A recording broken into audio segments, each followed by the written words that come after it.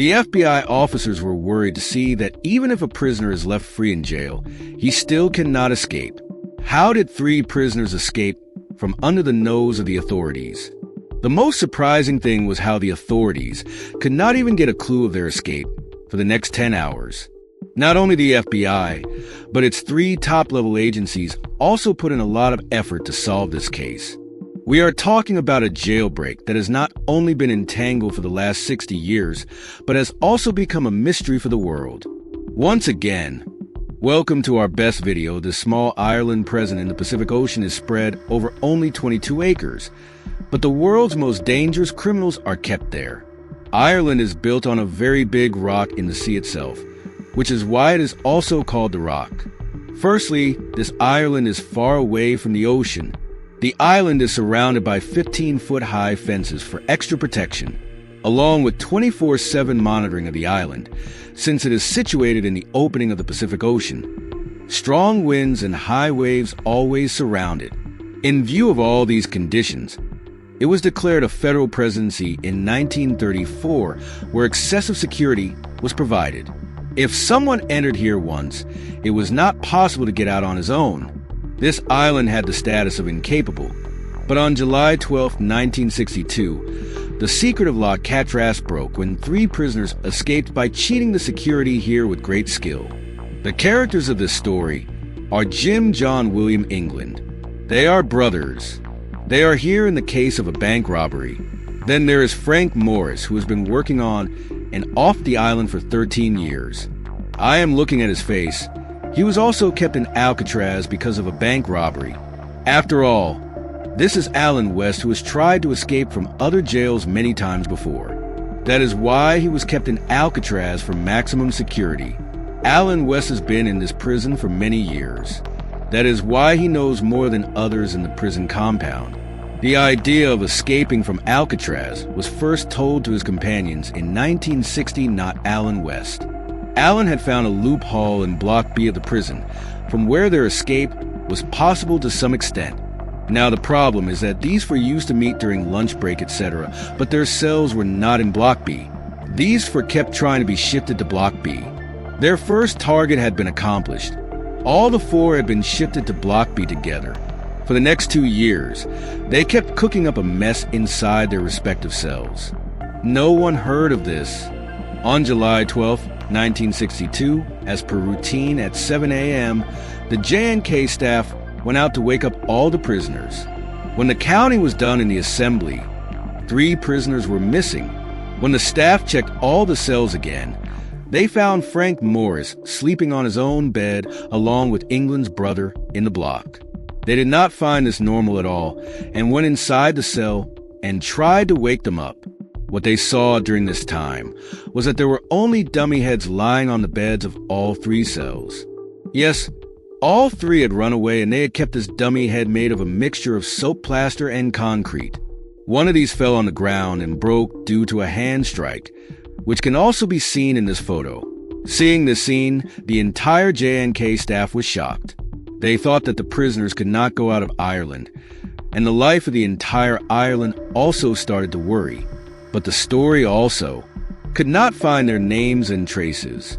Everyone was troubled by the same thing, that, in such high security, not even 1, even 3 prisoners were sent. How could they remember that Alan West was not? Among these escapees, whose head plane this was, an investigation team was called, and the FBI was also reported. It was seen that all 3 had hit the small weight fixed in the wall of their cell. They broke out and came out. We were surprised when on the other side of the wall, not 3, but 4 cells' weights were damaged. Yes, this 4th weight was of Alan West's cell, which for some reason was unable to come out of its weight. Alan West was now well aware that there was no chance of saving him, so he thought it best to tell the investigator of the water that Sir Plain Ale's hair was his. He had made these dummy heads, and the hair in them was stolen by him during the haircut inside Jai. There was a small weight on the back wall of all 4 cells, whose size was 5 by 9/30 inches. Alan knew the loophole of these cells because he had also worked in Jai's maintenance. He knew that its walls were only 6 inches thick, and the thickness of the weight could be easily increased. By finding a business opportunity from 6 mina, all for use to make the weight around this weight. They used to do this work with the help of stolen sycophants from the prison. In the end, they made a drill machine from the motor of Jay's vacuum cleaner. They used to keep their musical instruments or any other things in front of this drill to keep cigarettes. This work was done especially during musical performances when there was a lot of noise in Jay. The drain pipe used to come out in a corridor where there was no security. From here, a drain pipe used to go straight to the roof of the block where they used to work for maintenance.